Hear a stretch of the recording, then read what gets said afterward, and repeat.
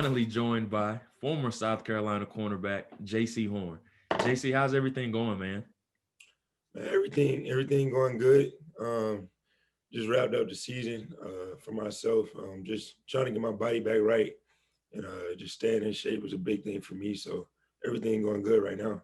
Absolutely. And I mean, the name speaks for itself. Everybody knows that you're the son of former New Orleans Saints, a wide receiver, Joe Horn. So I first want to go back, though. I want to talk about your football journey a little bit and how you got involved in the game. I know you're a Georgia guy from Alpharetta. So just talk about not only your dad, of course, but just talk about your football journey and how you came about that. Well, obviously with my dad playing, I was around the game since I was born. But my real love for the game just came from watching my older brother Joe Horn Jr. I remember one of his first games, flag football, and we moved. I was begging my mom to play, and when we moved to Atlanta, they finally let me start playing. Actually, basketball was my first love, but the guys on the court, you know what I'm saying, they wanted me to come play football, and I remember the first time I touched the ball, I took it to the crib about 60 yards, and then, ever since then, I just love the game, no matter what position where I'm at. I just always love the game and wanted to be around it.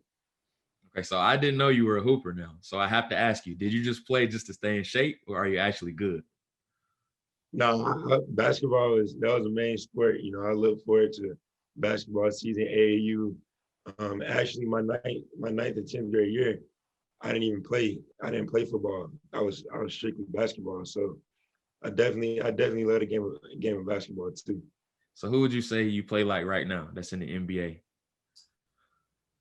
Man, when I played my ninth and 10th grade year, I was like 5'9". I was shorter, and I just had a real good jump shot. And then when I hit that growth spurt, I lost my shot a little bit. But when I play, I probably compare it a little bit to Steph Curry, something like Okay. that. So you had the jumper. Do you still have the jumper now or was it just in ninth or 10th grade? Yeah, I lost it now, man. I got bigger and stronger. I couldn't control the ball, man. I knew it was time to let it go. Absolutely. So just sticking on subject with your dad. So I have to ask you about the cell phone celebration when he bought it out. So does he still talk about that to this day? Nah, I'm sure he actually tired of talking about it. We never even bring it up when it's just us around. It's only when somebody else asks about it. But Mhm. you know what I'm saying? It was a good celebration, so a lot of people ask about it. Absolutely. So you mentioned when you were little, you talk about taking it to the crib. So you've always played defensive back throughout your football career. Or did you play like other positions too? No, actually, I didn't play defensive back to my 11th grade year when I Okay. moved back to Georgia. I played quarterback mostly. I played running back my first year playing, and then for the most part, I played quarterback the rest all the way up to seventh, eighth grade in linebacker. I was always in the box. So when I came back, when I came back my 11th grade year to Georgia, my dad just he always taught me about the cornerback position and just how much of a extra benefit it'll be to play that and also have good ball skills. So it was like you got good ball skills and can play corner, you know what I'm saying, you'll be pretty good. So when I started back playing, I went with the cornerback position, started watching a lot of film on it, and just tried to translate it to the field. So when you're in the backyard or even in the living room, does he say like, let's line up real quick to see if you can still guard me one on one? Nah, last time we lined up, I think I was in like ninth grade, and I couldn't stay in front of him. So ever since then, I ain't put him to the test. I got you. So let's just talk about your career at South Carolina now. I mean, you had a fantastic year this year, but I want to talk about when you first were a true freshman, when you came in 2018, you started 10 games out of the 11 that you played in. So when you're out there, you're in the middle of the stadium, you're playing against SEC competition. Everybody knows it's the best conference in the country. Like, what are you thinking? To be honest, I thought it would hit me like my first game. I think we had Georgia the second game. That was our first SEC opponent, and it really felt normal until we had our first away game. We went to Kentucky. It was Mhm. a night game. During warm ups, I was good, and then we came out. It was packed. It was rocking, smoky. So I'm like, yeah, this SEC football, and yeah, that's when it really hit me. I think Kentucky was like the third, fourth game of the season. It hit me then that it was big time football, and just lining up against some of the guys I seen when I was in my senior year in high school, and the next year I'm lining up in front of them, covering them. It was kind of crazy, but at the same time, it helped me understand that I was born to play football, and this is what I'm here for. And they put on their cleats the same way I do, and it was just fun playing in the SEC. Absolutely. And I don't have the rundown of everybody you played in 2018, but who was that guy that you was like, man, like this dude, he the real deal? 2018, I didn't really see too many guys on the outside that I thought was really. It was more so like, dang, it's not what I thought it was. That's you don't know my real initial reaction, but yeah, it was definitely some guys that I played against that I was like Van Jefferson at Florida. I seen him my sophomore year more so. And he was pretty good. Devontae Smith, as everybody knows, I feel like one of the best receivers in the nation. There was a lot of guys I lined up in front of that was pretty good, but for the most part, I was really kind of disappointed. I like that. So I did a thread on you, and I'm sure you've seen it on Twitter. It's something I do with a lot of big time prospects. And the one thing that I absolutely love about your game is your confidence. And I'm watching film on you, and you're playing against Tennessee, and you walk up in the face of the receiver, and you just start clapping. And I love that about you. And the one thing that I always say about cornerbacks when they enter the league, or even in general, whether it's middle school, high school, or college, is that you have to have confidence at that position just because you will get exposed if not. So when you're going against these receivers, you're about to play press man, whether you're jamming them or not, just like why are you so competitive is basically what I'm trying to ask. It's really not don't have anything to do with the receiver. It's more so me. When you see me clapping, I do that a lot of games, a lot of reps, just because I'm trying to tell myself to lock in, every rep. We play like 80 plays over the whole game, and it's hard to lock in every play. So I try to remind myself and just talk to myself all throughout the game to lock in, focus. That's what helps me focus.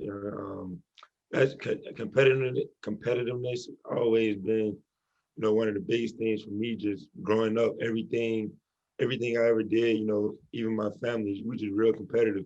My older brother, my older sister, we used to play basketball. They roughed me up no matter how old I was. So I just always had that competitive edge to me. And, I feel like that's, like you said, a uh, big thing you got to have at DB, or you won't last long if you don't believe in yourself and believe in your technique. So let's just continue to talk about you as simply a player. So with Jaycee Horn, the two things that I love about your game is your versatility, and we already talked about your competitiveness. So with what I like to ask every cornerback is that I think it's a little bit different, and you can speak to this of how you can play inside and then outside. So when you're in the slot, what's the difference between being in the slot and then playing on the boundary of the field side on the outside? Oh, I think that it's different in all three spots: the field, playing corner to the field, playing corner to the boundary, and like you said, in the slot. And just starting with the slot is the main thing is just two-way go. When you're on an island at the corner position, there's not much room the receiver can work with. But when they're in the slot, they're almost in the middle of the field most of the time, and they got a lot of different ways they can go, a lot of different ways they can work you. And 9 times out of 10, the most shiftiest guys in the slot. So I'm definitely glad that my defensive coordinator gave me the opportunity to start at nickel my freshman year and get a feel for the slot. And it made it even easier when I transitioned to playing corner the rest of my career, because I was used to playing in the slot, and the corner came a little bit easier. And you must be looking at my notepad, man, because that actually was my next question for you. So just looking at your film, you seem to be a little bit more comfortable going against those bigger physical type of guys, and those short, shifty guys are a little bit more difficult to guard. So just go in depth a little bit like that about that, and just why it is a little bit more challenging guarding those shorter and shiftier guys. It's a little more challenging just because what you said, they shorter and shiftier. I'm a big corner, 6'2", so lining up on bigger guys, not really a problem for me. They big, I'm big, so at the end of the day, I feel like I just got to make a better play on the ball than they do, because I know I'm gonna be in position. With shorter guys, you got to lock in more on your technique, because they're shiftier, they faster most of the time. You got to be able to use hands at the line of scrimmage. So it takes a different type of lock in and technique. And I'm a believer at the DB position that one technique doesn't work for everybody. You, Right. you switch it up depending on who you're going against. Maybe if it's a big receiver, you want to use You want to use your feet, stay on top of the guy. For short receiver, you want to use a kick slide technique, put your hands on them. So I feel like it varies from position, but it's definitely a little bit more difficult for me to guard smaller receivers. And you mentioned different techniques, and I'm glad you said that because I think Tennessee is the game where you use the kick step technique that you were talking about. You did jump jam, and then you even like gave the impression of where you was about to jump jam them and just backed off of them. So is that just some of the techniques that you guys have incorporated at South Carolina, or like you just like experiment sometimes when you're out there to see what works best for you? It's a little bit of both. You know, at South Carolina, my coach likes us to kick slide. You feel like that challenges the receiver more, and it does. But you know, I watch a lot of film on a lot of different defensive backs, and not just big name defensive backs. Like anybody who play in the league in college, I watch college players, and you know, I feel like I said, it's good to switch it up in a receiver because you giving a receiver the same technique every time he coming back to the line of scrimmage the next play, knowing how he gonna work you, knowing what he gonna do. But if you switching it up, he don't know what's coming. So I try to work on all those different techniques in practice, just to have the confidence to try 'em and do them in a game. And I feel like that plays to my advantage. Absolutely. So, of course, we have to talk about the Auburn game. Like, that's the game that you were just in the zone. So, Coach T. Rob walks in. He walks in the DB room. He says, "JC, you shadowing 18 this week. What's your first reaction?" I was excited, Mhm. just because all throughout, you know, watching film of Auburn, I knew he was a number one guy. Bo Nix, he a big 50-50 ball guy. So even when he's covered, Bo Nix doesn't feel he's covered. He's gonna throw it up. And you know, that's what I lived for because all throughout my sophomore season and before Auburn, I didn't really get I didn't really get many targets and many opportunities. A lot of people was yelling, no picks, no picks, but I wasn't. I was getting maybe one or two chances a game. But I knew going into that game, it was at first my coach just told me in the red zone, you follow 18 because you're a 50-50 ball guy. I was going through the film Friday night and I was just watching clips, all his targets. And I called John Dixon, our other DB. It was like 11. And I told him, said, bro, they go fast. Because our coach really didn't want me to follow him the whole game because how fast they go. Mhm. And I told him, I said, bro, they go fast, but after every ball, after every snap, you just look where he going and you go away from there. I'm gonna just follow him. Okay. And that we made that decision late at night, and that's what we did the next day, and it worked out in our favor. That's good stuff. So you end up with 2 interceptions that game, and I'm sure you went up to Izzy and was like, "Hey, I got one more to catch you until I do what you did against Georgia." Is that something you told him? Yeah. I told him after the second one, I said, man, I'm gonna try to get one more because they were still in the game. So I'm Mhm. like, yeah, they gonna try 18 a couple more times. And I told Izzy, I'm like, man, I'm about to tie you, man. I'm gonna get that third one. He was pushing for me to get it too, but you know, it was fun. It was definitely one of the best moments of my career. Definitely. Now on the second pick, I mean, how did he get you down, man? He went low on you, but you got a cribbing on that, man. Yeah, my coaches was on me and my teammates was on me hard about that. It was I was on the sideline, so I felt like I was gonna cut back, but then I seen all the big dudes coming. I'm like, nah, let me let me stay on the sideline. But yeah, I wish I could have gotten the end zone with that one. Absolutely. So a couple more questions, then I'll let you get out of here. Your biggest strength and your biggest weakness as a player. So if I'm asking, I have no idea who Jaycee Horn is a player, and you're describing me to NFL team. What would you say is your biggest strength as a player? And then what is something that you say is your biggest weakness or something you want to improve or add to your game in the future? Well, my biggest strength I feel like is just being the press man to man corner. You know, I feel like there's nobody in the nation that does that better than me.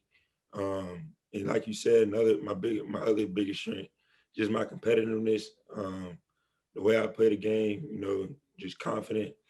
I wouldn't say any big weaknesses, but it's a lot of aspects of my game I want to work on. Just being in the boundary a lot this year. I didn't play much zone. I want to learn concepts better, stuff like that. And that's pretty much it. But I feel like I can get better in every aspect. Like I haven't perfected anything yet. So just trying to be an all around better player. Absolutely. And 2 more questions. One I have to ask you, being a Georgia guy. I know you watched the verses last night, man. Like, Yeah. who you think won? Honestly, who you think won? I was going for Gucci, man, but Jeezy had a lot of classics. He Yeah. had a lot of classics. You know, Jesus, yeah, yeah, I feel like it was a classic battle, man. it was He can go either way, but it was definitely fun to watch. absolutely. And then last question, you got a birthday coming up, man. It's always around Thanksgiving. You got anything special planned to do? Nah, man, I'm really a low key guy. I don't do too much. Probably just chill out with the family. Do stuff with the family. That's pretty much it. And then lastly, the decision to opt out. We know everything that's went down at South Carolina over the past a few weeks or so. We don't need to go into detail about that. So just what went behind the decision to opt out and then the timing to do so? It was a big decision, mainly because we were struggling. I felt like I was risking a lot going back out there those last 3 games, and also just my family situation. I had my grandparents came down with COVID. My granddad losing a lot of weight. My aunt actually was in the hospital. She was struggling going through it, but she's starting to get better now, thankfully. But I didn't say any of that. It wasn't just opting out, quitting on my team. My team know how I feel about them. It was just a lot going on mentally for me, and I just felt like it was the right decision at the time. Absolutely, man. You're definitely in my prayers with you and your family. Stay safe. Enjoy your birthday. Train hard. You got a bright future. I'm a huge fan of you. And thank you so much for joining the Reid Option podcast, man. Yes, sir. I appreciate you. Absolutely.